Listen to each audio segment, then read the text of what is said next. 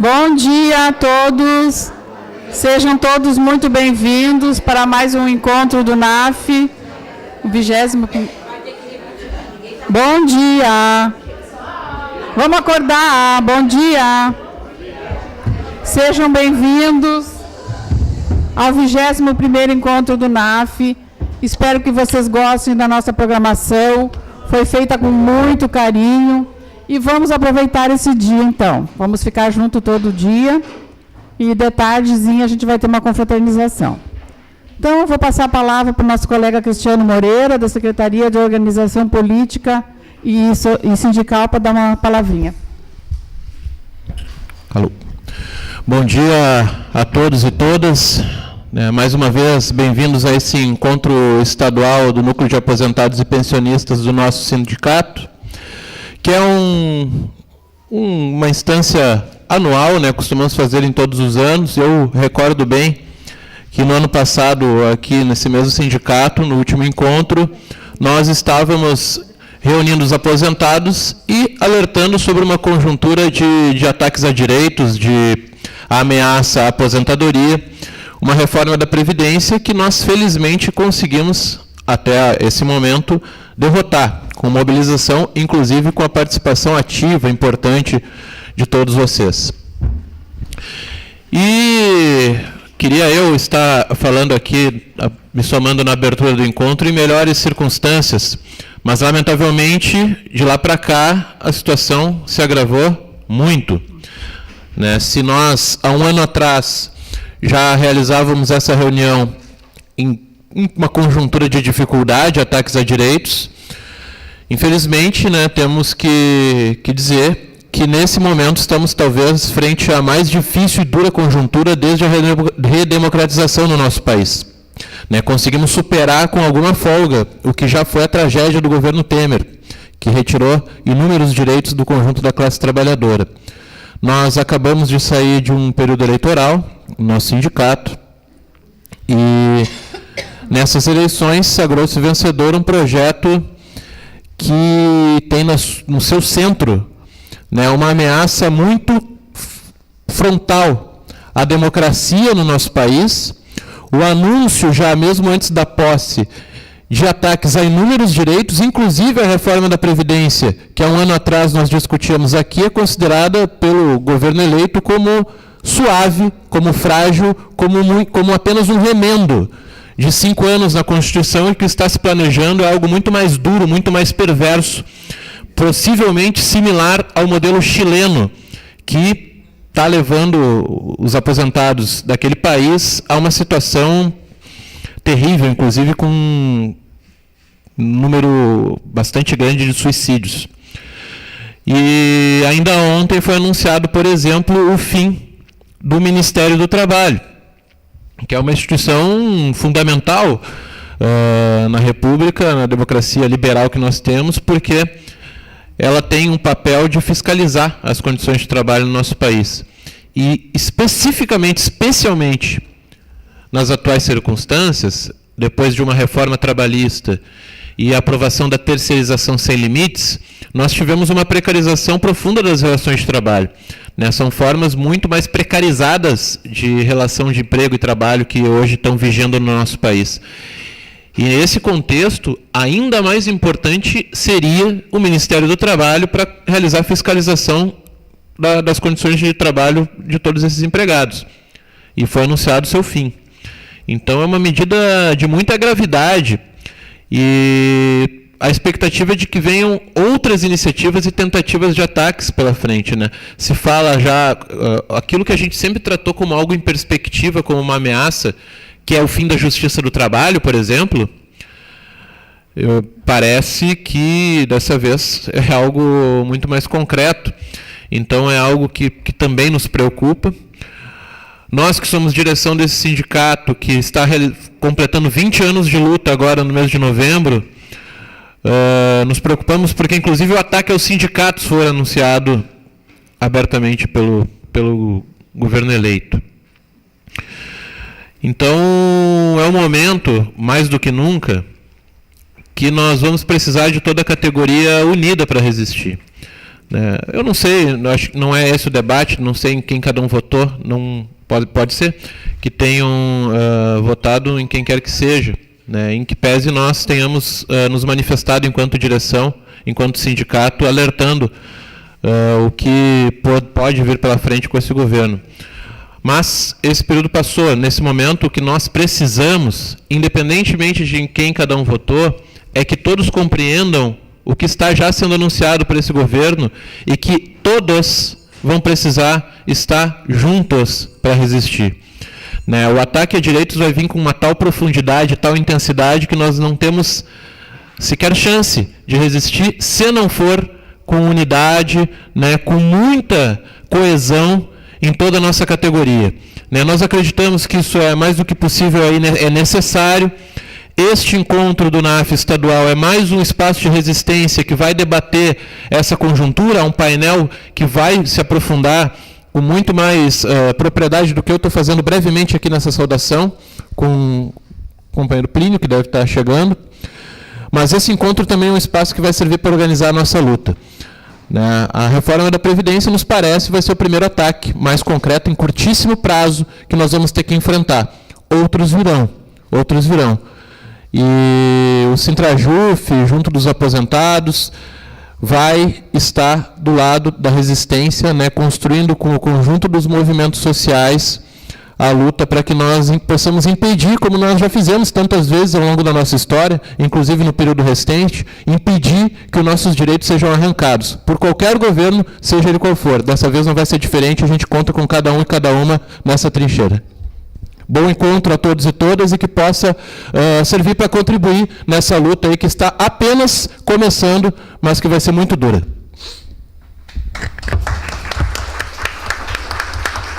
Obrigada, Cristiano. Eu queria primeiro fazer um avisinho que na última reunião do NAF foi esquecido esse óculos, ó. Se alguém esqueceu, então está aqui na mesa. E agora vamos passar a palavra para o advogado da nossa assessoria jurídica, o doutor Gabriel Lemos Weber, para fazer um apanhado aqui das nossas ações em curso.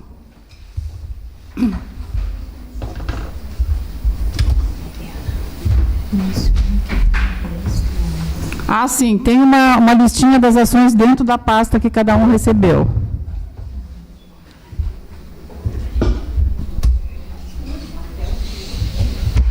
Bom dia a todos. Não?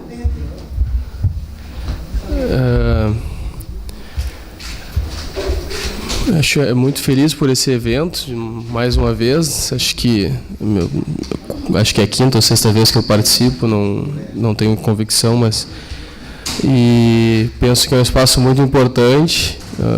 Eu converso muito com servidores que estão se aposentando e vejo que muitos não têm interesse em participar e acho que não é a forma mais adequada, porque todas as lutas que foram feitas e que serão feitas, é importante a adesão e esse evento traz essa realidade e acho que fico muito feliz com a presença de vocês. Bom,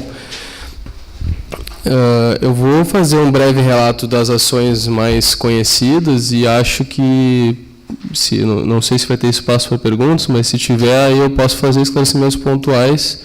E sempre lembrando que tem os atendimentos nas quartas-feiras e tem a possibilidade de marcar algum atendimento específico no escritório para dúvidas mais específicas.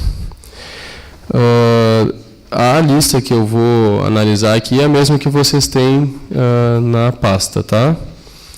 A primeira ação ali que refere é a questão de não incidência de imposto de renda sobre férias vendidas. Essa ação já está em execução, o escritório que executa é o escritório do Felipe, Silveira Martins Ubner. Já foram encaminhadas as execuções, então imagino que os servidores aqui atingidos já devem estar contemplados nessas execuções. A questão dos 14,23 ou 13,23, demanda bastante conhecida por todos. O Sintrajuf tem ação própria, essa ação ela está atualmente no TRF, tem um debate processual bem complexo nela e tem a pretensão de que essa ação vá para o STF para discutir o mérito. É uma questão bem complexa que também está sendo debatido em outros tribunais. Recentemente foi discutido no STJ, em âmbito de corte especial, e a avaliação, no momento, não é muito positiva para o tema. As perspectivas são bem baixas, mas existe ainda a luta. Até nessa semana nós tivemos o coletivo jurídico em Brasília, foi debatido este ponto, e lá se mantém a convicção que pode ser feito um aprofundamento do debate nas cortes superiores, mas que o tema tem alguma complexidade e as manifestações, as últimas manifestações, não foram muito positivas. Não incidência de imposto de renda sobre os juros do ORV, essa ação já está há bastante tempo parada, porque existe um repetitivo no STJ, então acho que a última vez que eu falei sobre essa ação, o andamento é o mesmo. Estamos todos aguardando que o STJ defina o tema. Então, enquanto não tiver definição no STJ, infelizmente não tem novidade. Aqui consta a questão da gratificação da atividade de segurança na lista para os aposentados. O Sintrajuf tem ação própria, e essa ação está aguardando um julgamento de um agravo interno apresentado no STJ. Essa ação foi improcedente em todas as instâncias, e existe um entendimento muito consolidado em quase todos os tribunais que a gás não é devida na aposentadoria. Contudo, existem isoladas decisões que reconhecem esse direito. Então, existe uma pequena chance, mas também é um assunto que tem que ser debatido até pelos próprios agentes, porque a tendência é de não ter êxito. Então, se tiver algum agente de segurança aposentado aqui, a perspectiva não é muito positiva sobre esse tema. A quinta ação que consta na listagem, na verdade, são 3 ações num bloco, que são as ações referentes à database. Bom, essa ação, falando de forma, assim, as 3 é o mesmo tema, essa ação está aguardando uma definição do STF. O julgamento começou em 2011 e até hoje não foi concluído. Já foram 7 ministros que votaram. Atualmente o placar está 4-3 contra os servidores. A gente está aguardando aí o ministro Toffoli, não. Agora me fugiu se é o Fux ou o Toffoli. O database. O Toffoli. O Toffoli está com voto vista, e existe um indicativo que o Toffoli vai votar favorável ao servidor, empatando o placar em 4-4. Essa é uma informação de bastidores do Supremo, aquela rádio corredor que todo mundo lembra como funciona. Existe aí uma chance considerável de que essa notícia seja verdadeira, mas a gente tem que aguardar, e esse processo já está à disposição para ser retomado o julgamento. Ele chegou a ser pautado ano passado, a gente acompanhou a sessão, foram 2 dias que o processo foi e voltou para a pauta, a gente ficou os 2 dias inteiros no Supremo e o processo não foi julgado. Não sei se todos têm conhecimento, a pauta do Supremo é uma pauta que a presidência tem total controle, vota, e é votado o que ela tiver interesse, então é muito difícil a gente ter convicção de quando o processo vai ser julgado, porque a pauta pode ter 500 processos e ela decide qual entre os 500 vai ser julgado.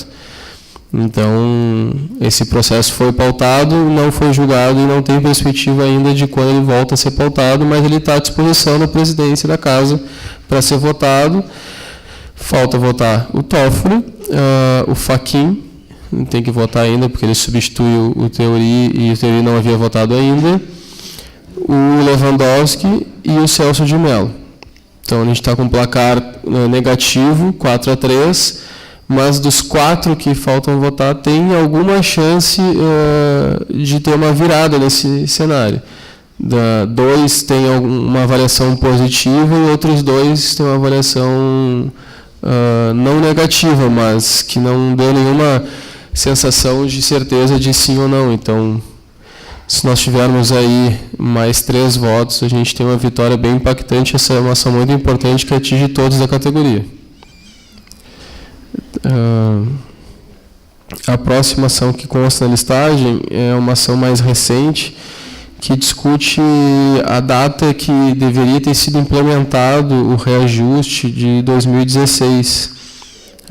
A lei, quando aprovada, estabeleceu um marco. Esse marco foi aplicado de forma distinta pela administração. Tem uma questão legal bem questionável sobre se a administração pode estabelecer um marco distinto. A lei fazia uma previsão da questão orçamentária, a gente construiu uma tese pedindo que antecipasse os efeitos dessa lei.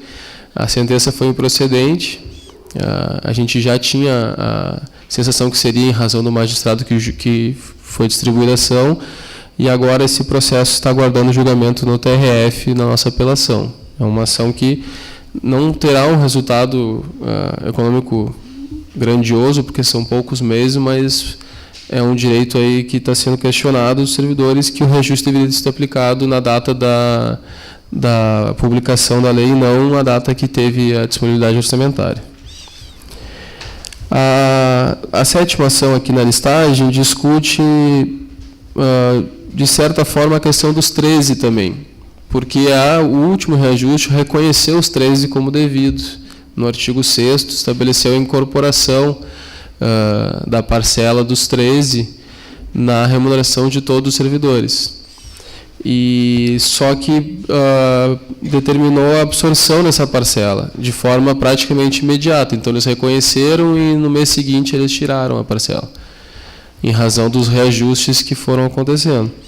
E nós estamos aqui discutindo que essa absorção teria que acontecer ao final do parcelamento, que todos devem se recordar que o reajuste estabeleceu um parcelamento, não foi de forma imediata, foram 6 parcelas, 6, né? Então, a gente está questionando que essa absorção deveria acontecer só ao final, no momento que for implementada a última parcela.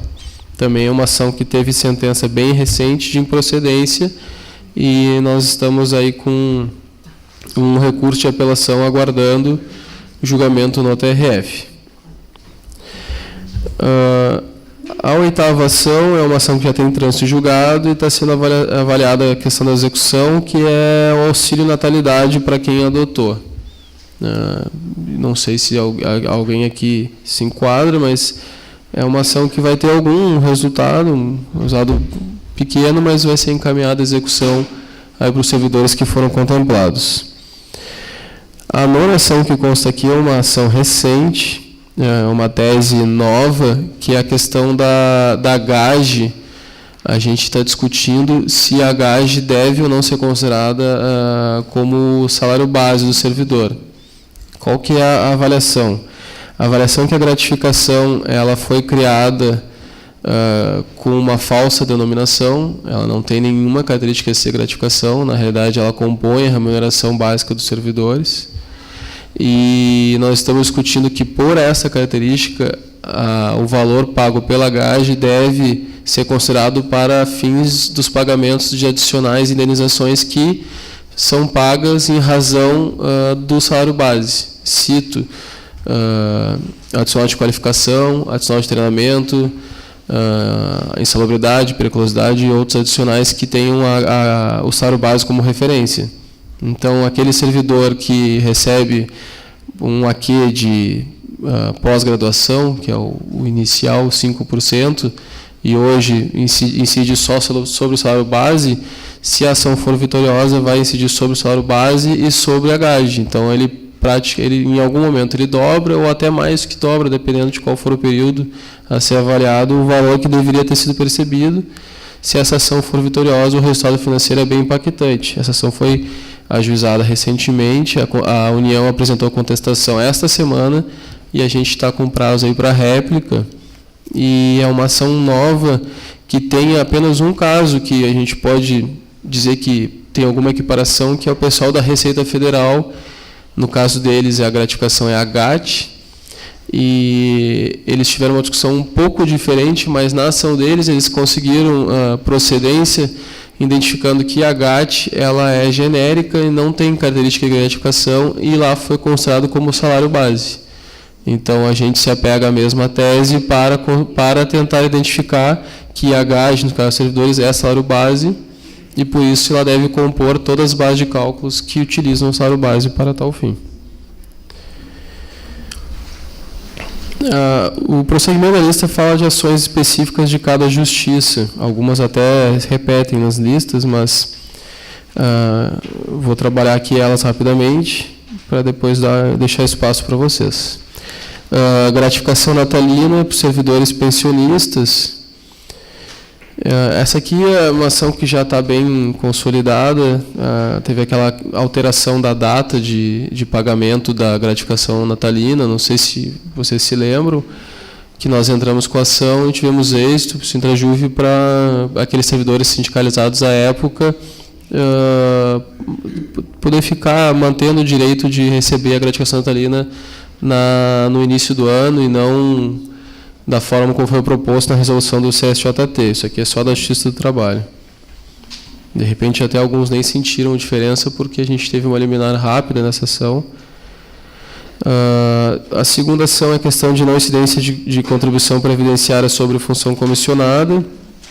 Essa ação está em período de construção de execução, tem algumas controvérsias aí, estão sendo analisadas, que daí eu não posso me manifestar porque são questões que envolvem o escritório Silveira Martins de Uber, o sindicato, e eu sou da outra assessoria, mas o que eu posso referir é que a ação está com execução e encaminhamento.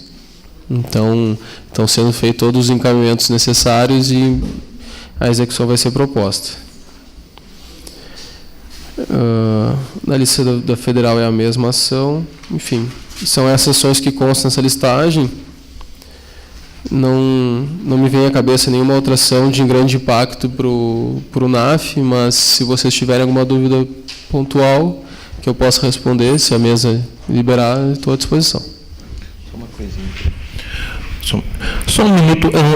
Enfim, na saudação inicial fiz uma fala mais genérica e, enfim, focando no que é o que mais nos preocupa e toma atenções agora, que são a resistência a ataques a direitos, mas como o Gabriel mencionou, acho importante já agregar o relato só que sobre a database, há também um projeto de lei em tramitação no Congresso, o PLS 228 de 2018, que tipifica como crime de responsabilidade o não envio da revisão geral anual por parte do presidente da República, ou seja, obriga a que haja um respeito à database constitucional por parte do chefe do Executivo.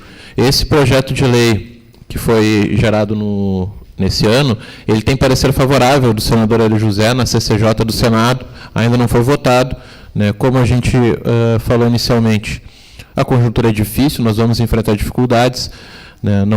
Nós não temos a cultura de dourar a pílula ou falsificar a realidade, estamos dizendo a realidade vai ser difícil, mas é uma bandeira de luta, né? Nós conseguimos a constituição do projeto, um relatório favorável, e nós vamos brigar para que ele seja aprovado também. Isso tem relação direta também com a database que o Gabriel tratou da questão judicial, né? Ficou à disposição também para qualquer esclarecimento.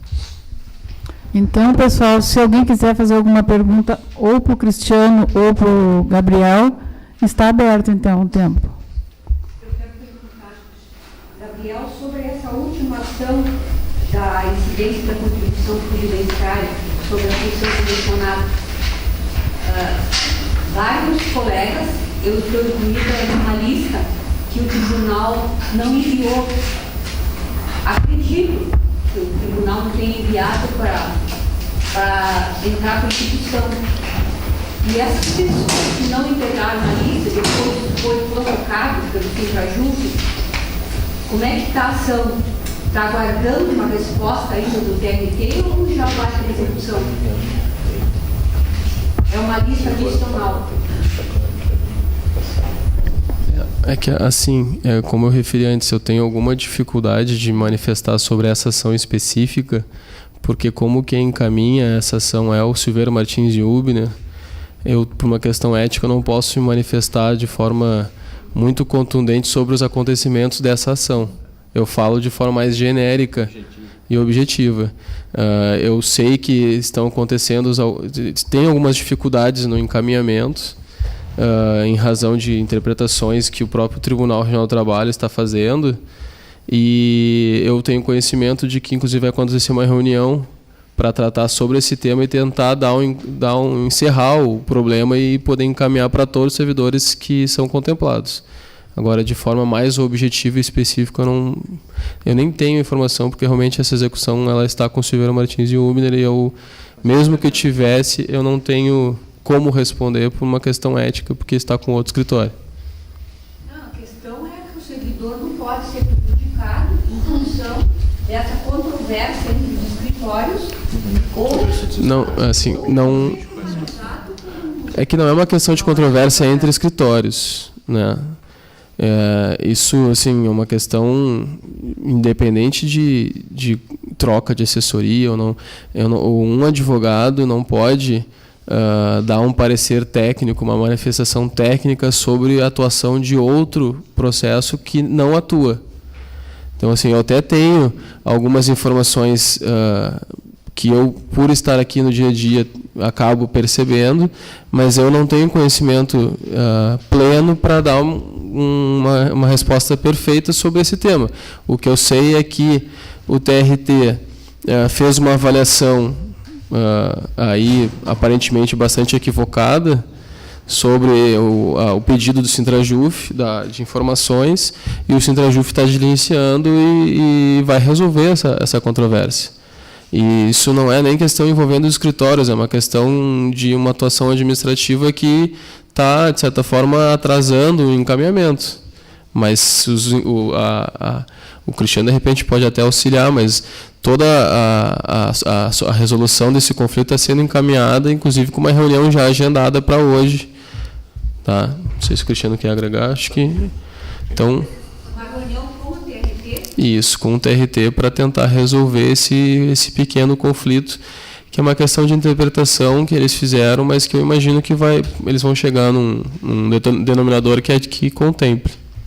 Eu não tenho como dar uma resposta mais específica em razão que o processo tem outro profissional que atua. Não, inclusive é um alerta a todos os colegas que confiam os seus contra-cheques, que na época tinham função comissionada, e não postam ação de execução. Eu fui uma pessoa que estava viajando, quando voltei, fui ver a ação de execução, meu nome não estava. E aí eu provoquei o Sintrajuf, e o Sintrajuf colocou a TRT, a minha origem na TRT, e veio uma lista adicional, e pela surpresa a lista adicional é enorme. Mais colegas do presidente também estão nessa lista adicional. O que ocorreu de forma administrativa, o servidor não tem que responder por isso. Eu espero que entre uma ação agora de execução imediata depois dessa solução e contemple os demais colegas que não estavam nessa ação. Tentando contribuir, respondendo a Luísa, e ela tem razão, quando diz que o sindicato tem o papel e a obrigação simplesmente de encaminhar e representar os servidores. Essa ação foi ajuizada em 2001, né? Quer dizer, não foi na nossa gestão, né? A nossa primeira gestão iniciou em 2013. E houve, né, como o Gabriel falou, alguns servidores acabaram sendo considerados pelo tribunal como sendo deixados de fora, mas nós estamos diligenciamos, né, buscando que todos sejam contemplados. Na informação do Gabriel de que há uma reunião com o tribunal hoje para buscar a resolução, o encaminhamento da resolução disso. Não é exatamente um conflito entre escritórios, nesse caso concreto. É, de fato, um problema que houve lá na origem dessa ação, mas que nós, como já informado, como já publicizado a categoria, todos estão protegidos e sendo defendidos pelo sindicato no encaminhamento no segundo lote, mas também encaminhados para execução e encaminhamento do seu direito também ao percebimento dessas diferenças. Mas só deixando claro, o momento em que foi o problema, por assim dizer, né, foi das de gestões anteriores, mas que a gente está buscando que sejam incluídos também. Mais alguém, pessoal? Aproveite. Sim. Pode ser até um disparate, sim, mas tem alguma possibilidade de o governo Bolsonaro ele vir a parcelar salário federais, como tem sido a praxe de governos estaduais e de Então, seu nome? Alda. Alda, enfim, talvez seja dúvida de outros colegas também. Nós não temos nenhum anúncio nesse sentido, né, em que tenha havido parcelamento de salários, né, na esfera municipal e estadual. Né, os salários de outubro não foram pagos ainda para os trabalhadores do Estado. É inacreditável, né, onde nós chegamos, mas essa é a situação. Em nível federal, eu não sou capaz de dizer que isso é impossível de acontecer, não venha a ocorrer, porque nós estamos passando por uma crise e os governos têm jogado a conta da crise em todas as esferas nas costas dos trabalhadores. O que nós podemos dizer é que isso não foi tocado no assunto, anunciado pelo governo. Né? Se vier a haver qualquer ameaça, obviamente que nós vamos nos insurgir, vamos lutar e resistir a isso. O que há um risco, né, grande é de enxugamento do serviço público, né, grande. Tem uma emenda constitucional aprovada em 2016 que congela os gastos públicos por 20 anos, por si só uma dificuldade para inúmeras pautas de valorização que nós vamos seguir buscando. E há o anúncio por parte do governo de privatizações, né, no setor público.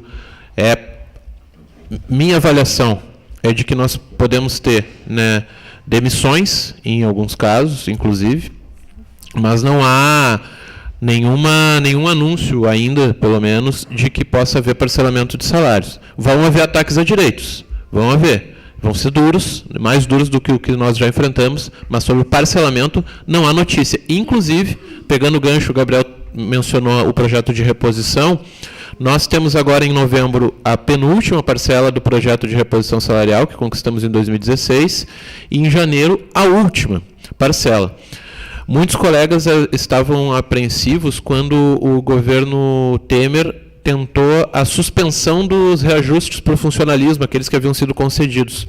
Isso o governo não conseguiu fazer em relação aos servidores do Executivo, e com relação a nós, que somos servidores do Judiciário, só poderia ser feito se houvesse um projeto de lei de autoria do próprio STF, o que não existe. Então, essas parcelas também estão garantidas. Então, por hora, não há esse risco, também não há o risco de não haver o pagamento da nossa reposição. Eu gostaria de tocar sobre esse assunto que nós estamos falando em enxugar em gastos públicos, gastos sobre funcionalismo, tocar sobre esse aumento que foi votado e aprovado pelo Congresso. Sim. Pois é. Não, sabe, o engraçado é que o aumento foi aprovado, os juízes levam o dinheiro e nós levamos a culpa, né? A Globo News conseguiu fazer uma reportagem dizendo que houve um reajuste para os servidores do Judiciário. Né?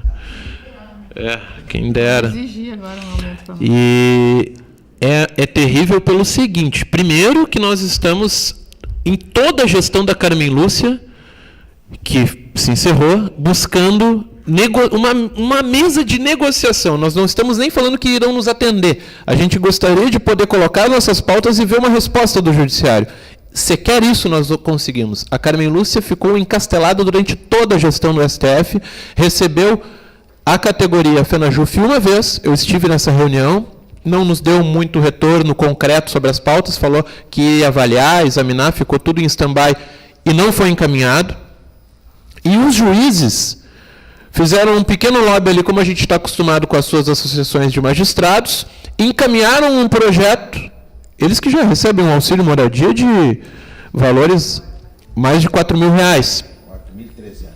Para ser exato, em torno de 4.300. Encaminharam esse projeto de aumento, que parece o governo atual, que está no final de mandato, pretende aprovar antes de encerrar o seu mandato, que nos parece. Ontem, o Senado aprovou, né, já o projeto dos juízes. Qual é o problema disso para nós? O que isso diz respeito a nós? Em primeiro lugar, que não tem isonomia nenhuma. Quando os juízes foram pressionar o STF, nós mandamos uma série de ofícios, foi inclusive na semana que eu estava no plantão lá no FENAJUF, eu cheguei a enviar isso, buscando assim, ó, não era nem dizendo contra, a gente quer isonomia, negociar como os magistrados estão negociando, que nos ouvissem, não responderam. O primeiro problema é esse. E o segundo problema é que o orçamento que vai pagar o aumento dos juízes é o mesmo orçamento que paga o nosso salário e que concede estrutura para o judiciário. É o mesmo orçamento que o judiciário está tendo como insuficiente, às vezes, para manter unidades. O TRT já falou em extinguir secretarias de turma. Na Justiça Federal, o TRF já enxugou a estrutura de secretarias de turma. E existe uma série de outras ameaças, ainda não concretizadas, de que possa haver enxugamento estrutural, porque não tem dinheiro, mas aí o dinheiro aparece magicamente quando os magistrados buscam aumento. Então, isso é um problema, porque cada vez mais o conflito orçamentário entre nós, os juízes, vai ficar latente. O orçamento fica menor, eles têm as unhas grandes, e não nos ouvem. Então, preocupa, é um aumento que, nessa circunstância, não tem cabimento, é um absurdo, e é mais um problema que nós vamos ter que estar enfrentando aí no próximo período, porque nós estamos buscando, e vamos seguir buscando, já anunciamos para o Toffoli, na posse do Toffoli, nós estávamos em frente ao Supremo com um ato, junto com os federais, exigindo negociação, e vamos cobrá-lo. Já apresentamos os documentos à sua assessoria, para que reúna com a FENAJUF, nos escute e a gente possa negociar a reposição. O nosso projeto de reposição, como eu falei, termina agora em janeiro, e nós não vamos ficar ad eterno, com o salário congelado, enquanto a magistratura fica, enfim, recebendo aumentos vultuosos. Se queremos, cobrando. Mas é imoral, é escandaloso o que o Senado aprovou ontem, e nos preocupa, e a gente vai, inclusive, denunciar também. Já foi falado ontem o efeito aí cascata? Também. O efeito cascata, claro, porque aumenta o teto, isso tem efeito em cascata para todo o serviço público, é mais um problema. Agora deu um algum indicativo que vai negociar diferente da Não há um indicativo concreto, como uma data, por exemplo, para negociação, mas há uma avaliação, enfim, em geral, que o Toffoli tem pelo menos um perfil diferente. Eu não acho que ele é melhor que a Carmen Lúcia, mas ele é mais político que ela, que é mais um perfil técnico, jurídico, assim, mais juíza do que o Toffoli. Então, eu não tenho a ousadia de dizer que vai ser melhor ou que vai negociar, mas alguns colegas avaliam que ele possa ter um perfil diferente. Nos cabe cobrar. Até agora ele não negociou conosco, então está na mesma. Para nós é a mesma coisa, enquanto não sentar e reunir com a FENAJUF e com os sindicatos. Cristiano, aquela ação do 1 minuto de resposta no Jornal Nacional, como é que está? A ação teve sentença de procedência, como foi noticiado. Com uma determinação de cumprimento imediato, a Globo entrou com uma medida cautelar no Tribunal de Justiça que foi deferido. E foi recentemente a Câmara que julga renovou o deferimento em Câmara, porque o deferimento foi monocrático. E agora, em apelação, a Globo conseguiu uma reversão parcial e a gente está encaminhando embargos de declaração para questionar, porque o julgamento tem algumas contradições e omissões razoáveis.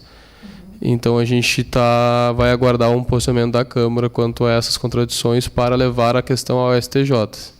Só é bom explicar, eu acho o objeto da ação, a declaração da Globo, que a gente está pela previdência.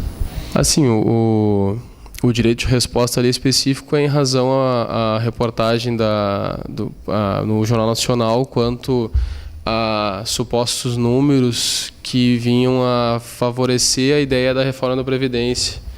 E eles usaram algumas manifestações um tanto quanto mentirosas e até termos que não existem no universo jurídico, entre eles a figura de servidor público federal advogado. Então, entre outras manifestações que são claramente... eu posso dizer assim de forma mais tranquila que seria um equívoco, mas aí a gente pode também construir que existe uma má-fé por trás e uma tentativa de manipulação de informação, mas são informações que não existem. No mundo real não existem, que a Globo veiculou no Jornal Nacional. Até só complementando, né, acho que a pergunta foi respondida, que é o trâmite da ação, mas talvez nem todos compreendam exatamente o que se trata, acho que o Gabriel explicou. A Globo, na época da reforma da Previdência, foi um dos veículos que mentiu descaradamente sobre o funcionalismo, informações mentirosas para tentar aprovar a reforma da Previdência. A gente conseguiu essa vitória em âmbito judicial, que ainda não está concretizada, mas é importante, e eu peguei o microfone para agregar uma outra vitória que foi muito importante na luta contra a reforma da Previdência, que nós também obtivemos em âmbito jurídico, que foi a suspensão da propaganda do governo, que eu acho que era tão mentirosa quanto a da Globo, né? E a propaganda oficial do governo Temer era uma série de mentiras, e a gente conseguiu tirá-la do ar por cerca de um mês, né? Isso foi importante, nos deu força, acho que ajudou também na luta para barrar a reforma, é uma vitória que a gente tem que lembrar. Ela durou um mês porque a Carmen Lúcia, que a gente estava comentando agora há pouco, depois derrubou a liminar, mas foi uma vitória importante também contra a reforma. Então, pessoal, nós vamos agradecer ao Cristiano, agradecer ao Gabriel pelos esclarecimentos e lembrar mais uma vez que o atendimento da assessoria jurídica toda quarta-feira aqui no sindicato. Então, telefonar para a Secretaria do Departamento Jurídico e marcar a hora, e daí vocês têm uma informação de cada ação, informação individualizada. Agora, para dar prosseguimento aos nossos trabalhos, eu vou chamar a nossa colega Íria, diretora do sindicato, Íria Ediger, e coordenadora do NAF, para dar seguimento. Muito obrigada, Gabriel e Cristiano.